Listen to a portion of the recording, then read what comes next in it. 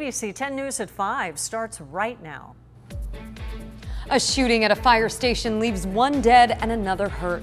Investigators say the gunman is an off-duty firefighter who later killed himself. The mystery they're now trying to unravel. Plus, more than 140,000 people may have had their personal information compromised in a cyber attack targeting Scripps Health last month. Why it's still too soon to know if that data was used to commit fraud. And signs of normalcy during the long holiday weekend. Why experts say there is still progress to be made as we try to rebound from the pandemic. ABC 10 News at 5 starts now. Tragedy striking first responders in Southern California when investigators say a firefighter shot and killed a colleague in a fire station and wounded another, then set his house on fire and ended his own life. Good evening. I'm Kimberly Hunt. And I'm Lindsay Pena. The motive for today's shooting in Agua Dulce is still under investigation. ABC 10 News anchor Derek Stahl is in the live center. And Derek, we've learned that this suspected gunman was not supposed to be at work today. Yeah, that's right. Deputies are saying that the suspected gunman was off duty today. Our sister station, ABC 7 in Los Angeles, is reporting that the suspect was in an ongoing dispute with a fellow firefighter. They were both working at Fire Station 81 up in Agua Dulce, that's just north of Santa Clarita in northern Los Angeles County. And that is where this shooting took place just before 11 a.m. Crews found a 44-year-old firefighter with multiple gunshot wounds to his upper torso. He was pronounced dead at the scene. A fire captain was also shot. That 54-year-old was airlifted to the hospital in critical condition. Now, deputies say the suspect fled the scene and barricaded himself in a town nearby in Acton at his home. With law enforcement outside, the home went up in flames. Crews dropped water on the home from helicopters, but they kept the ground crews back because they were concerned about officer and firefighter safety. The home eventually burned to the ground. Deputies later spotted someone floating in the backyard pool with a gunshot wound to the head. At this point, investigators believe that's the suspect. They say it appears that person shot themselves, but at this point, they really haven't gone through the home and processed the scene. At first, as you can imagine, neighbors could not figure out what was going on. We go out the front door and there's smoke coming from the house. We were kind of concerned because we have had fires come through here. You know, I've always prayed that we would never have a line of duty death. And never thought that if it occurred, that it would occur in this fashion. So the names of the suspect and the victims have not been released yet. ABC 7 is reporting that the fire captain who was wounded was not apparently the intended target of this shooting. That's all under investigation. That fire captain had emergency surgery and is now classified as in stable condition. He had been in critical condition. The colleague who was killed, colleagues are calling him brave, loyal. He worked at that department for more than 20 years. In the Live Center, I'm Derek Stahl, ABC 10 News. Thank you, Derek. And you can follow any developments surrounding this story by downloading our free mobile app. Just go to the App Store and search 10 News. Today, Scripps Health is confirming patient information was compromised in last month's crippling ransomware attack. ABC 10 News reporter Jennifer Kastner is joining us now outside Scripps Green Hospital in La Jolla. And Jennifer, letters were just mailed out to almost 150,000 patients. Yes, Kimberly, this is a major update in a story we've been following for a month now. The letters are starting to go out to those patients so they can take steps to protect their information. A press release came out this afternoon from Scripps where they said they discovered an unauthorized person got into its network and got copies of some of its documents before deploying ransomware. And while the electronic medical record application known as EPIC was not breached, health information and personal financial information was acquired.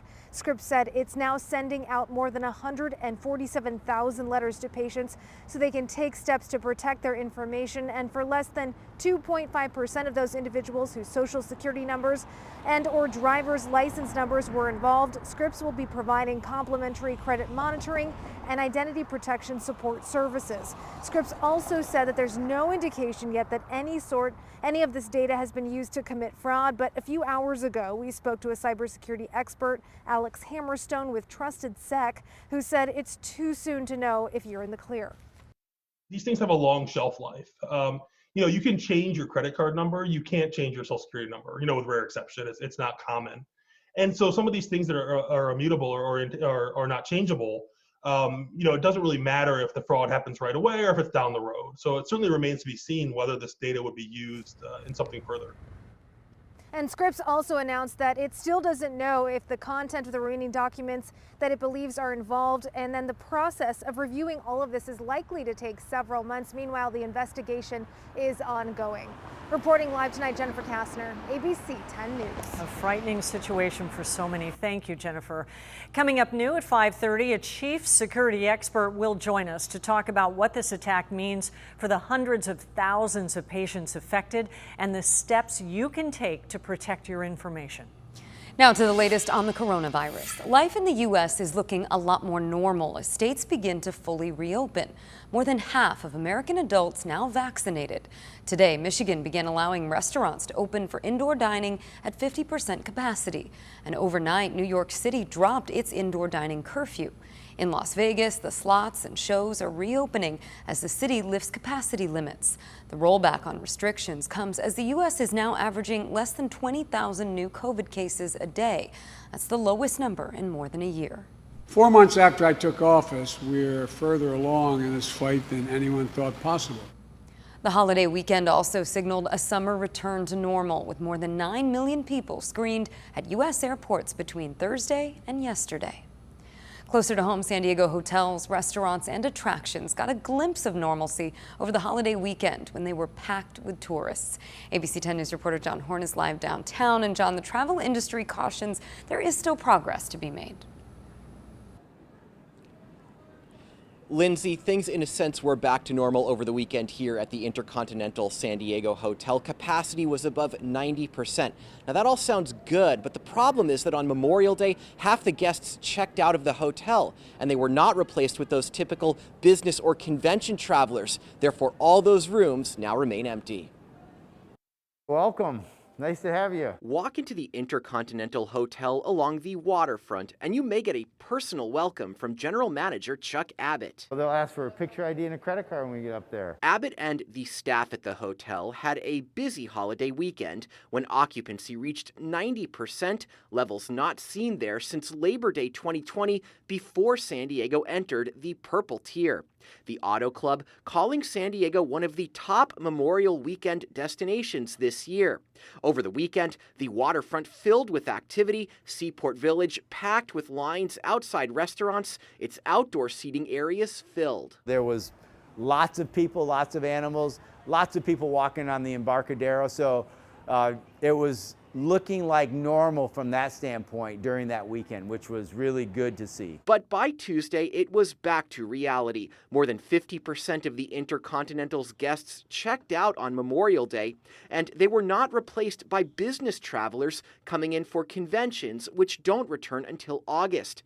That pushed hotel occupancy down to percentages in the high 20s or low 30s. So right now, weekends are getting almost back to normal, but during the week still the business travel and the groups and meetings just not quite where we need to be. Abbott says some small group meetings are starting at the end of this month and that the hotel is hiring. The biggest conventions return to the convention center on August 1st. It will be kicked off by the SPIE Optics and Photonics trade show with an expected attendance of 5,000 people. For now, live downtown, John Horn, ABC 10 News. And lots of job openings, too. Thank you, John. COVID-19 cases continue to decline, but so does the number of people getting vaccinated. A new study finds misinformation is driving much of the fear. ABC 10 News reporter Rachel Bianco has what doctors say is one of the most popular misconceptions.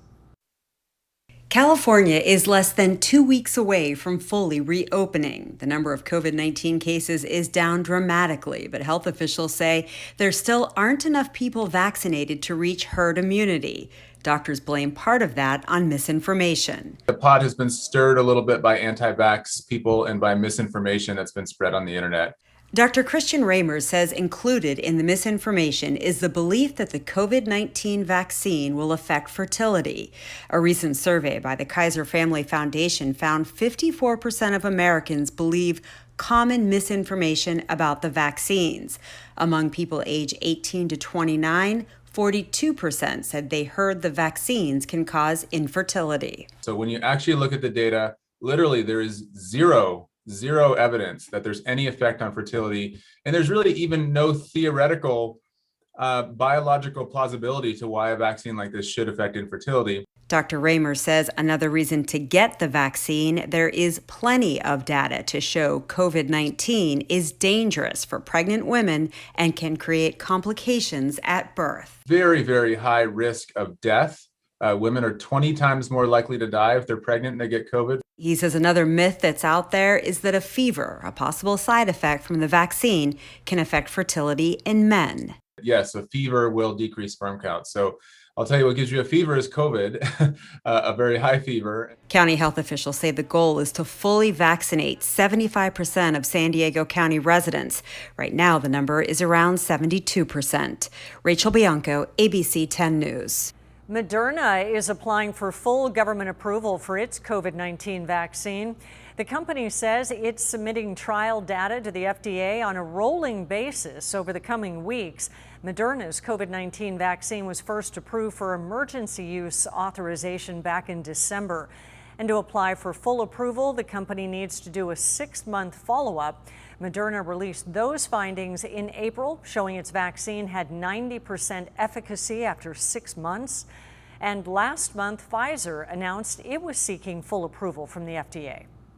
The World Health Organization is changing how it names COVID variants. Instead of referring to the country where the variant originated, they will be assigning Greek alphabet numbers. For example, the variant that was first detected in the UK will now be named Alpha, and the one originating in South Africa will be named Beta.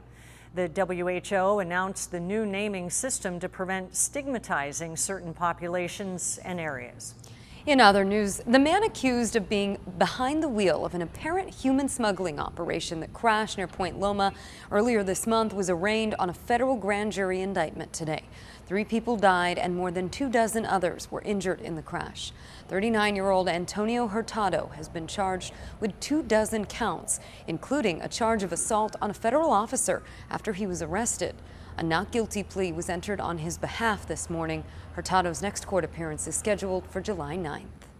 A 52-year-old woman was killed and 4 others were seriously injured in a wrong-way crash on Interstate 5 in Carmel Valley.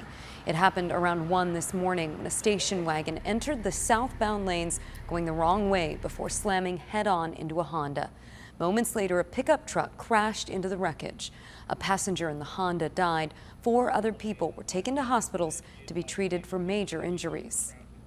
And a second fiery crash happened almost simultaneously on the westbound 8 freeway near the College area. The CHP says a car was stalled in the freeway without its lights on when a passing car slammed into it. One of the drivers was unconscious and was trapped as it caught on fire. An active duty Marine happened to witness the crash and rushed to save the driver. He says that within minutes the car was engulfed in flames. Several people were injured, including one who suffered a major injury. The cause is under investigation.